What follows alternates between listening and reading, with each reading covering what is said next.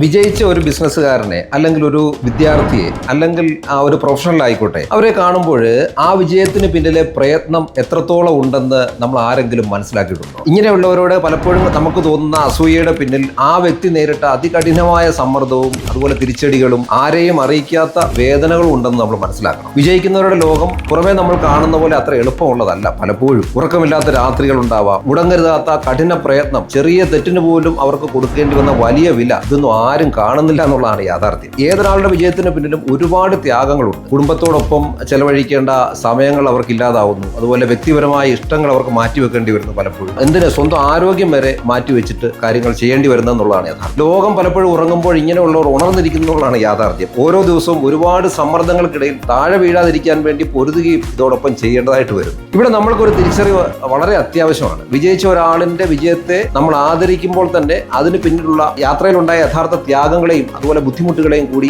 നമ്മൾ മനസ്സിലാക്കിയിരിക്കണം. എല്ലാ പ്രതിസന്ധികൾക്കിടയിലും പതറാതെ മുന്നോട്ട് പോകാനുള്ള അവരുടെ ആ ചോയ്സ് മൈൻഡാണ്, അവരുടെ ആ തെരഞ്ഞെടുപ്പിന്റെ ആ മനോഭാവമാണ് അവരെ വിജയത്തിലേക്ക് നയിച്ചിട്ടുള്ളത്. എല്ലാ വിജയത്തിനും കൃത്യമായ ഒരു വിലയുണ്ട്. ആ വില നൽകാൻ മനസ്സുകൊണ്ട് തയ്യാറെടുക്കുന്നവനാണ് യഥാർത്ഥത്തിൽ വിജയിക്കുന്നത്.